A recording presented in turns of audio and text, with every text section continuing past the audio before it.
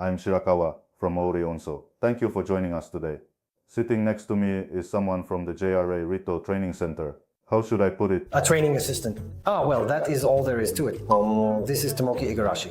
Nice to meet you. Nice to meet you. It's been a while, hasn't it? It feels like another one of President Shirakawa's classmates is on the show. Since President Takano. Right. We did an interview about the horse transport trucks for races. Oh, he was on. Oh, I saw that. I really did see that. Honestly, I saw that. Do people in the industry watch Unso TV on YouTube?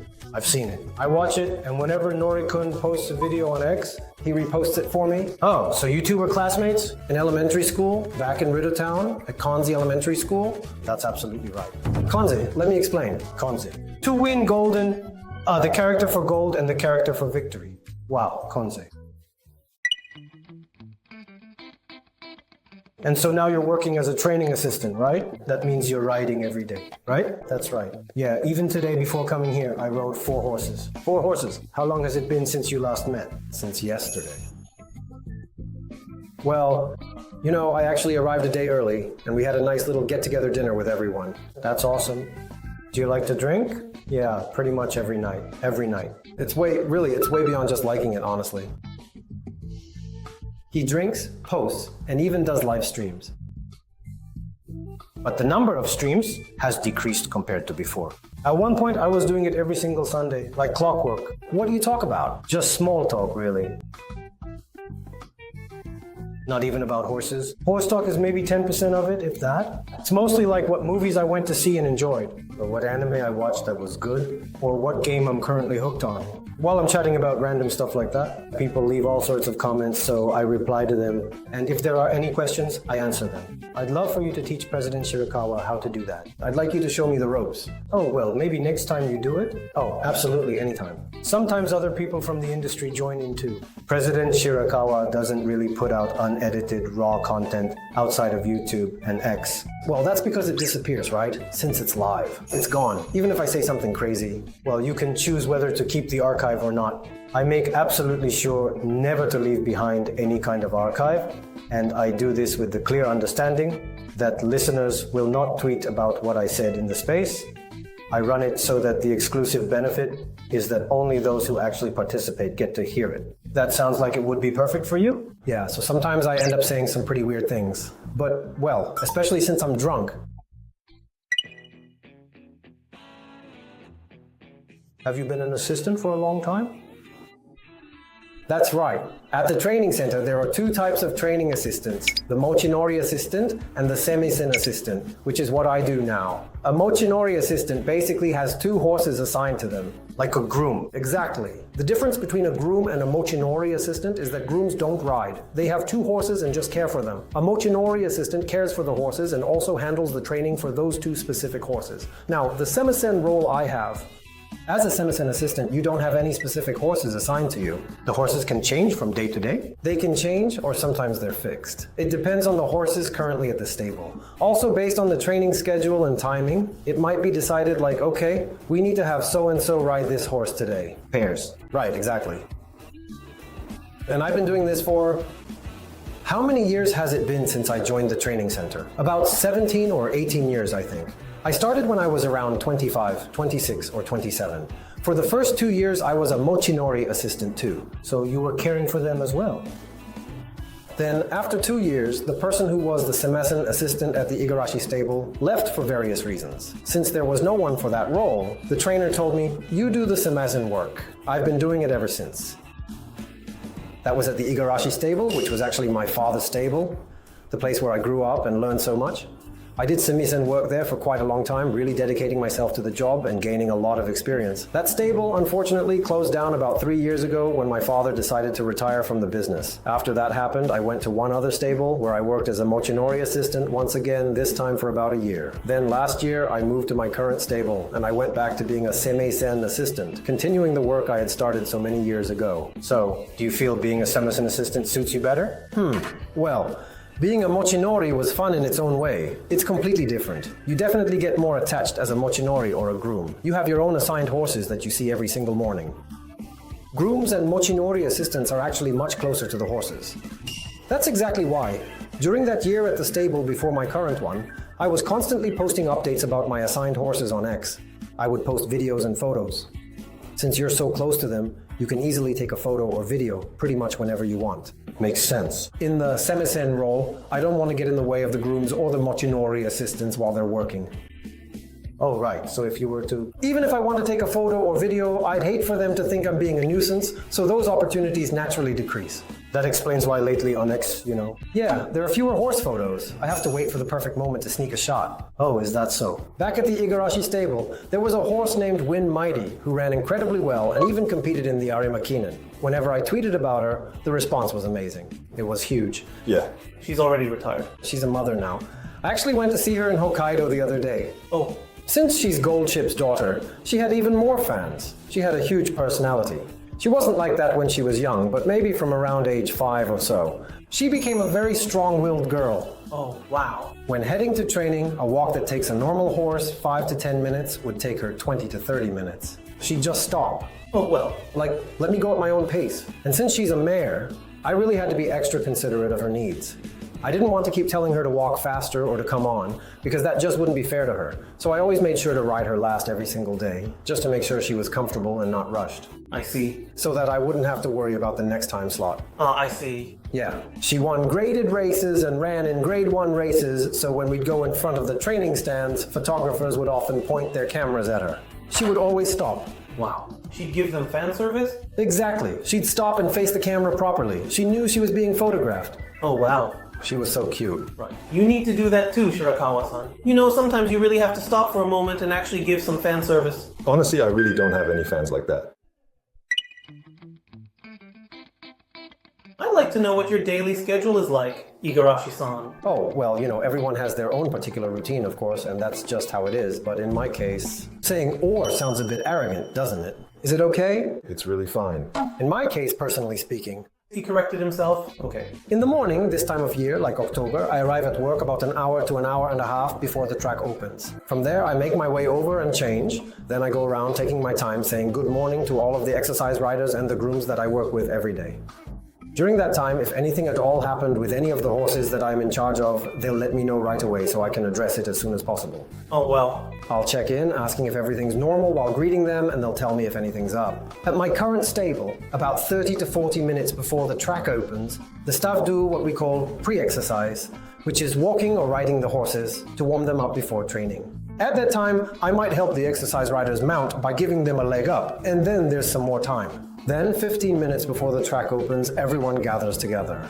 While we're gathered, I mount the horse I'm scheduled to ride that day. I'll talk with the trainer about things like where I'll be riding. Yeah, sure. Or the trainer might give me instructions like, ride over there, or go to such and such a place. From there, we head out from the stable. Some horses go to the uphill training course, others to the C course. It depends on the horse, and those going to the same place usually stick together in a group. I see. Then we start the first horse's training. Right now, the track opens at 6:30, so through October, it's 6:30. 6:30 to October? In November, we start riding at 7 o'clock, and it stays at 7 until February or March. It gets later. Yeah, well, basically because it's cold in the winter. And in the summer, the earliest is like 4 o'clock. 4 o'clock. Man, it actually used to be even earlier than that. Like on the very earliest weekends back in the day, the track would actually open up at 3 o'clock in the morning. 3 o'clock? And back then, when it opened at 3, I was a groom rider, so I was literally waking up at 12:30. Oh, like your days and nights were flipped.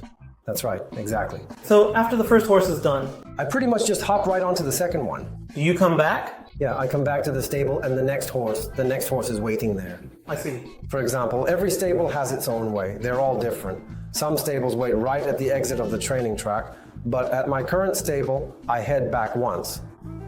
I hand over the horse I was riding to the groom, they bring out the next one, I mount up and head right back out. Wow, interesting. The training center, is incredibly large, so the distance to the track can really vary depending on which stable you are in within the facility. Exactly. So you ride 2 or 3 in the morning, and today it was 4. Today was 4. And that's it for the morning? What time do you usually finish up? Well, today, it was probably a bit after 10 in the morning. Around 10, so less than an hour per horse. Usually about 40 to 45 minutes. Then I finish around 10. Finish around 10, and then in the afternoon? Right now, I start at 2 in the afternoon, 1400. 1400. In the afternoon, I'm just cleaning. cleaning up around the stables. So it's more about that than riding the horses? I never ride in the afternoon. The track hours are fixed, and training is only allowed during those specific times, which are set by the stable management. For afternoon work, the grooms and the dedicated riders are usually busy with all sorts of horse care tasks, like checking on the horses, brushing them thoroughly, making sure they are comfortable, and so on. Since I do not have any specific horses assigned to me personally, I usually spend that time cleaning up around the stable or catching up on paperwork that needs to be done. And at my current stable, we always put out the afternoon feed at exactly 3 o'clock. So even if I start working at 2 in the afternoon, I am always done by 3 because that is when the feeding happens and everything else has to be wrapped up by then. I see. Once the feed is out, that's it. Night feeding is on a rotation, but only the groom riders and grooms are responsible for that. So at the moment, I don't have to go in for night feeding right now. That means after 3 o'clock, I'm free until work starts again the next morning. He's drinking. When I finish early, yeah. Jockeys have weight limits, right? Like, you can't be over a certain weight. Is it the same for training assistants? Technically, no. Technically, no. There isn't, but everyone manages it because they're professionals. To be honest, some people don't. There are some really big guys on those horses. I'm sure they're thinking about how much of a load is being put on the horse. And I think that also depends on the trainer's policy. Like Mr. Igarashi would always tell me not to go over a certain weight. I was definitely told that. So, do you weigh yourself every day? I pretty much weigh myself every day now. I weigh myself when I get home after morning work and take a shower. Then after afternoon work, I take another bath and weigh myself then too. I do that. Do you avoid carbohydrates or something like that? But you say that, yet you're always eating ramen. That's true, he eats ramen. I'm saying, you're actually eating it right now. Well. But I don't eat rice. Well. That makes no sense. Well, it doesn't make sense, but I guess he has his own way of doing things. I've really cut back on eating ramen at night. Well. I try to eat it for lunch now. I see. Yeah, I can't show you right now, but I've pinned ramen shops on Google Maps. You've pinned them. That's cool. And they're organized and grouped into different categories, such as favorites, start locations, or places that I want to go to in the future. Me, I want that. I want to do it, but I don't know how. So if you open up my Google Maps like this, there are green flags everywhere for places I want to go. The map of Japan is covered in green flags. Wow. It seems Mr. Shirakawa doesn't understand digital stuff at all. You mean I'm out of touch? Aloof. Yeah, sure. You can't use it that well. Yeah. I'm not confident. I see. The racehorse transport industry faces the 2024 problem, which we've discussed a lot in videos. Yeah, Is the impact of such legal changes significant in the horse industry too? Regarding the 2024 problem for horse transport companies, I've just heard the gist of it from Nori-kun and others. Also, I have acquaintances who run breeding and training farms, so I hear things from them too. But as for what would be considered a good solution, I suppose, for us, well, how should I put it? We really just have to wait and see regarding that particular issue. We're simply the ones requesting the service, so we just sincerely hope that for both industries involved, it does not end up having any kind of negative impact. Right, yeah. We just make the requests that are needed, and we simply go along with it, basically. After all, it's not something we can handle ourselves. That's true. I think it's really about how to carefully steer it toward the least possible impact on the industry. Yeah. Speaking of which, within our industry, work style reform measures have been steadily increasing in recent years. Back when we first entered the training center, taking paid leave was actually extremely difficult to do. No, that's a fact. It was the times. Exactly. Even though you have horses to look after. I see. It would turn into a discussion about who would look after your horses while you were away. Nowadays, there are stables that let you take up to 20 days of paid leave a year. Will another groom care for your horse? Well, everyone there properly takes turns, or rather they rotate and help each other out. Also, depending on the stable, for the afternoon work, they take turns every day, or someone takes a half day off, an afternoon off. Yes, yeah. It completely depends on the stable's, the trainer's policy. The distribution of prize money changes too. Oh, is that so? Really? For our generation, we started riding horses in the 5th grade, and we were told that the more you fall, the better you get. They said it's because you'll try harder not to fall. I think the first thing was just not to be afraid of falling. Now, apparently they never say it, but in our time, we were told that even if you fall off the horse, never let go of the reins. I've heard that. It was the same for us. Now, it's actually the opposite. Just let go.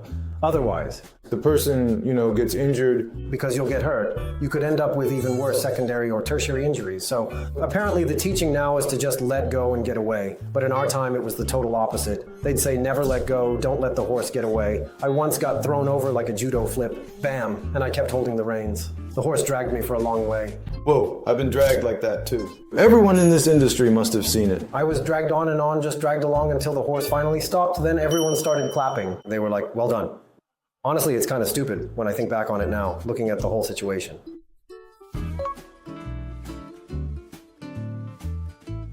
At ohe.horseline, we are looking for drivers. Please take a look at the recruitment site or the corporate site in the description. And if you're interested, please do apply.